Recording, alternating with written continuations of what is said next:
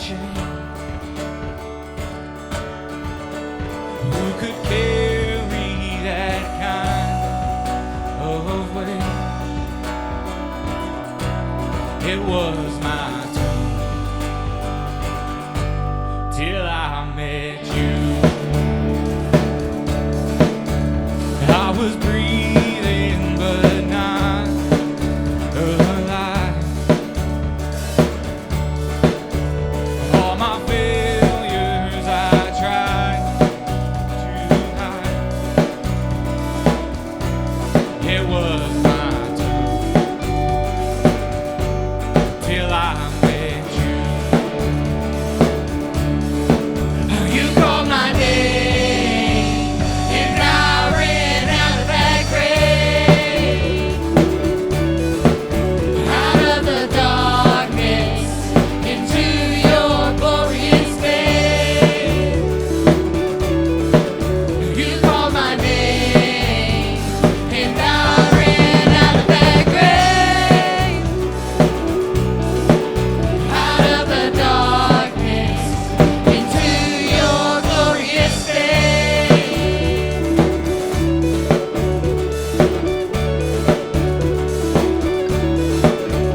Now your mercy has saved my soul. Now your freedom is all that I know. Love made new, Jesus, when I met you. You called my name and I ran out of that grave, out of the darkness into your glorious day. You called my name and I ran out of that grave, out of the darkness into your glorious day.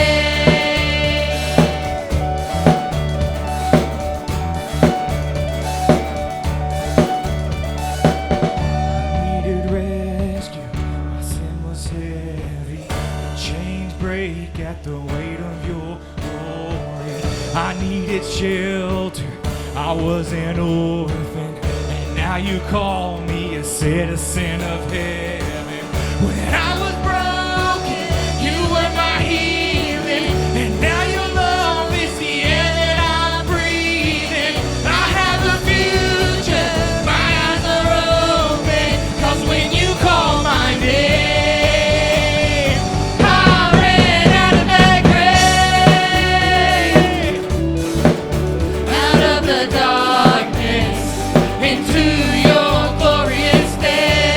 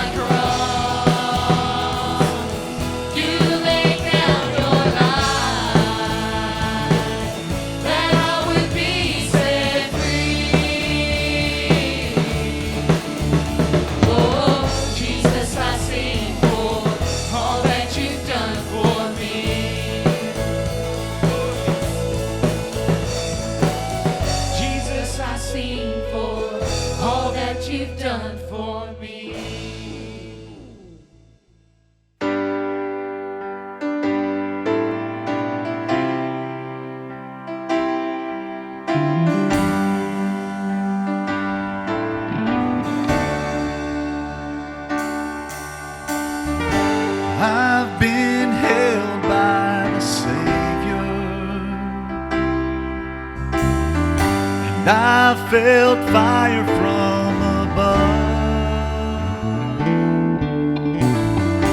I've been down to the river. I ain't the same, a prodigal return. All my hope is in Jesus. Thank God my yesterday's gone. All my sins are forgiven. I've been washed by the blood. I'm no stranger to the prison. I've worn shackles and chains, but I've been freed and forgiven. Yes, I have. I'm not going back. I'll never be the same. That's why I sing. All my hope is in Jesus. Thank God my yesterday's gone. All my sins are forgiven. I've been washed by the blood. There's a kind of thing that just breaks a man. It breaks him down to his knees. God, I've been broken more than a time or two, yes, Lord. But you picked me up and showed me what it means to be a man. That's why I sing. All my hope is in Jesus. Thank God my yesterday's gone. All my sins are forgiven. I've been washed by the blood. Come on and sing. All my hope is in Jesus. Thank God my yesterday's gone. All my sins are forgiven. I've been washed by the blood. I've been washed by His blood.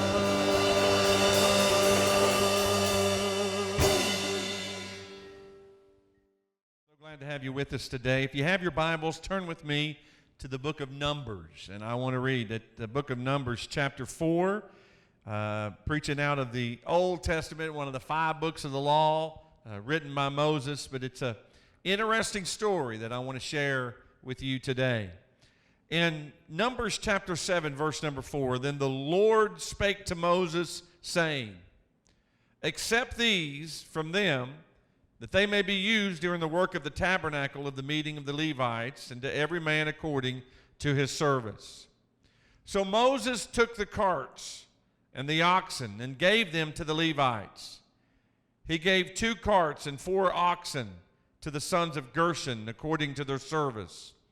And he gave 4 carts and 8 oxen to the sons of Merari according to their service under the authority of Ithar, the son of Aaron the priest. But to the sons of Kohath he gave none. And that's all I want to read to you today, talking about these carts, these wagons that he gave to the people. Moses had set up the tabernacle. It was a place to worship God.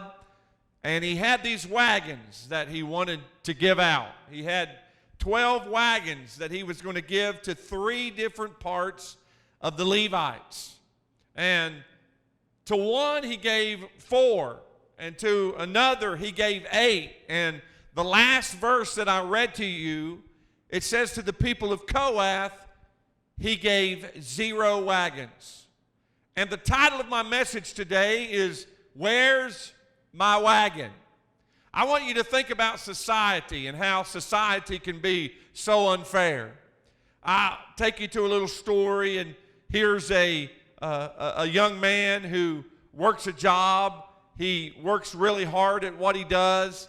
He is going to community college so that he could try to get a degree, and he does the best that he can. He closes his store at midnight. He gets home at 1 o'clock in the morning, and he may have homework. He may drift off to sleep doing that homework, and he does the best that he can to get a C on the test that he has to take when he goes to class the next day. Doesn't have time to do laundry, doesn't have time for people to help him. It's all that he can do to hold down his job and to work in college.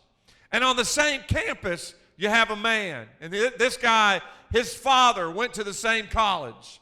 He has his mother that does his laundry. He doesn't have to work a job. He basically just glides through life and gets by the best that he can. He doesn't have to work very hard. His father's friends with the Alumni Association and all the teachers, and he stays up all night and hangs out with his friends and his girlfriend, and they go to the movies, and they just have a great time and do all these things. And he goes to class, and he doesn't have to worry about anything, and he makes an A. He has a 4.0 grade point average as he's passing through college. How is it fair? That man that worked so hard, that young man, to work a job and barely get by, he could look at that guy that has everything and he could say, where's my wagon? Why does he have everything so good? Why does life look so perfect to him? Why does it seem like I work hard for everything I have and I barely get by? And this guy has got it made. You know, there's times in our life when we can look at what everybody else has and what everybody else is driving and what everybody else is wearing and where everybody else is going, and we can say, where's my wagon? Let me give you another story. A young lady works hard. She works in a factory, 10-hour shifts a day. She goes to her second job, and her 3 kids are at home, and her 12-year-old daughter has to make dinner for her family and help her little siblings with their homework. She leaves that factory job, and she goes and works in a diner where she lives off tips and makes $2 an hour. She gets home at 1 o'clock in the morning, and her kids are already asleep. They've already done their homework. She kisses them on the forehead, and her calloused hands will rub through their hair, and she has a tear running down her face because her babies are growing up right before her eyes, and she doesn't even get to enjoy them. There in the same factory, the boss man, he's been there. Somebody got him the job. He's got it made. He comes in when he wants to. Everybody else has already been working, and while they're out there with no air conditioner working in 90-degree heat, he's in his office. He's kicked back. He has a secretary that takes care of all his work for him. He's got everything right in front of him. Everything looks great. I mean, he's just got it made. He talks on the phone a little bit, works on his computer, answers some emails, and even sometimes in the afternoon, he'll doze off and take a nap at his desk while his employees are working so hard in the factory. He'll go home at 4:30. His wife will have dinner cooked for him. The newspaper will be sitting on his chair, and he'll eat the newspaper, and he'll have his little dog set up in his lap, and he'll caress the hair of his dog, and he'll just have a great time with his family. He'll play with his kids, maybe play some video games with them, and he'll go to sleep about 8:30 in his recliner, and his wife will have to wake him up and tell him it's time to go to bed. How is it fair? This woman working 2 jobs raising her kids. And here's a guy that doesn't have to do anything, and he makes 3 times the money that she makes. And no doubt when that tired mom lays her head on her pillow at night, she could look up to heaven and God and say, where's my wagon? Why is it that I have it so hard and I'm busting my backside trying to do the best that I can, and I look around and I see people that just have everything? You see, the devil wants you to think that everybody else is always wonderful and that the grass is always greener on the other side. And there have been times that every single one of us have looked to heaven or looked at our spouse or looked at our children or looked at our situation and we've said, where's my wagon? Kohath, the people of Kohath could have easily done that here in Numbers chapter 7. Some were given 8 wagons and oxen. Some were given 4. But verse number 9 there said none were given to the people of Kohath. They could have very easily said, hey, wait a minute. Why did they have their wagons? And here, you haven't given anything to me, Moses. Man, do you like them better than me? Why are you showing them favor? Let me tell you something, honey. I'd a lot rather have the favor of God in my life than the favor of man. And there's some of you that when you look around in your situation and you say, where's my wagon? I want to tell you today that it's not about what the world thinks of you, because you can lay up treasures in heaven, not on these earth, the things that are corruptible, the things that will turn to dust, but what you do for Christ matters. I'd rather have $5 in my billfold and the anointing of the Holy Ghost in my life than to have $10,000 in the bank and have skeletons in my closet. But here's the people of Kohath. Man, things were looking around. And Moses gives us the answer here in Numbers chapter 7, in the same verse there, number 9. But to the sons of Kohath, he gave none. You want to know why he gave them none? Because theirs was the service in the holy things which they carried upon their shoulders. The reason that Kohath didn't receive wagons is because their responsibility was to carry the Ark of the Covenant and the presence of God, which was the only thing that they had to represent God in those 10 commandments, and the manna and the rod from Aaron's rod that budded. It's the only thing that represented the presence of God. And when the presence of God would be coming along the road, people would bow down because they knew that the presence of God was with them. The people of Kohath didn't need a wagon. They had the presence of God. Woo! I don't know why that don't make some of you shout today when you think about the goodness of God. You can have your wealth, you can have your riches, you can have this world, but I'd rather have the presence of God. It's said that they literally laid the pleasant presence of God upon their shoulder. They carried it around from everywhere they went. God, I'd rather be known as a man that loved you, that carried the presence of God with me, than to carry the things of the world. You see, in John chapter 1, we can read that in the beginning was the Word, and the Word was with God, and the Word was God. And you can read in around verse number 7 or 8, and the Word was made flesh and dwelt among us, and we beheld the glory of the only begotten of the Father, full of grace and truth. Let me tell you something. You want to take that back to the Greek, that word, and the Word was made flesh and dwelt. That word dwelt means tabernacled. In the Old Testament, the only way that you could feel the presence of God was to be in the tabernacle. The only one that was worthy to be there was the high priest. But thank God, on a hill called Golgotha, when he bled and died for my sins and the veil was rent from top to bottom, no longer are we separated from the presence of God. No longer do we need a priest. You don't need a preacher. All you need is to get laid up in the presence of God. Woo! Where's my wagon? It doesn't matter where my wagon is. I'd rather have the presence of God. I'd rather be driving an old Pinto. How many of you remember the old Ford Pinto? I'd rather drive an old Ford Pinto, man, that I could only barely get where I'm going. I'd rather have to roll my windows up. I'd rather have to have a flip phone. I'd rather live in a cardboard box and have the presence of God in my life and to carry the presence of God than to be the richest man on the side of a mountain somewhere that doesn't even know what the presence of God is. A lot of churches, unfortunately, have found themselves selling out to the highest bidder. They don't want their pews to get dirty. They don't want their carpets to get dirty.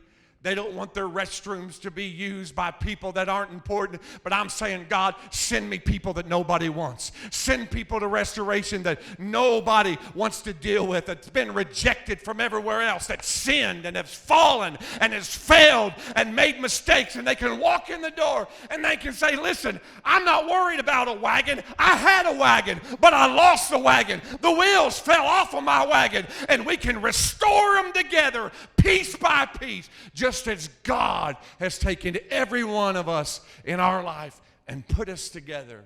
You see, you may be perfect, but I'm not. You may not have made mistakes, but I have. And I would rather be surrounded by people that know what it's like to fail than to have people that go around and never admit that they've made a mistake. You see, my dad taught me a long time ago, it's not my failure that defines me as a man. It's how I respond to that failure. And I'm here to tell you today, it doesn't matter where you've been or what's going on in your life. Your failure does not have to define you. It's how you respond to it right now. However, how low or ever how dark the valley's been in your life, or how many times you've looked and you've seen everybody and you said, where's my wagon? Honey, it doesn't matter. You don't need a wagon.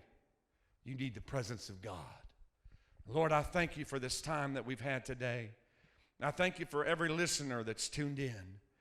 I thank you for the opportunity to serve you and to be in the presence of God. I thank you for all the great anointed singing that happens in this place, and all the great people that are part of this congregation. And Lord, just for everyone, there's somebody that's listening today that their very question in this sermon has been, where's my wagon? Lord, would you let their desires be more upon you? Lord, would you let their focus be more upon you than on things of this world? And Lord, can we be so apt and so eager to recognize the good things in our life?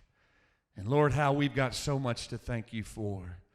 Lord, if there's a sinner that's listening that doesn't know you, Lord, I pray that they would pray this prayer. Dear Father, forgive me. I'm a sinner. I have failed, and I need a Savior. Come into my heart. Help me be a better person. Right my wrongs and write my name in the Lamb's book of life. Amen and amen. If you prayed that, friend, I believe that the Lord has saved you today. I encourage you, find a good Bible-believing church. If there's anything that we can do for you, reach out to us here at Restoration. We'd love to have you come and be with us. Our service schedule and all that can be found on our website, and there'll be somebody coming later and talking about different things. But I just want you to know that the question to where your wagon is today is found right here in the Word of God. God bless you. I hope you have a wonderful day. Hello, if you just prayed that prayer, we would love to hear from you. Drop us a line on our Facebook page and let us know that you just got saved, you need prayer, you enjoyed the message. Just tell us that you're doing okay. And in a time where we feel so disconnected, we do so many things live and put out a lot of information on our Facebook page and our website at restorationministries.us. And you can figure out different things that you can do. You can volunteer to help. You can plan a visit with us. You can do your tithes and offerings online through our website. You can get prayer requests. But we don't want you to feel disconnected. We are here for you. We love you. We miss you. We're praying for you. God bless you.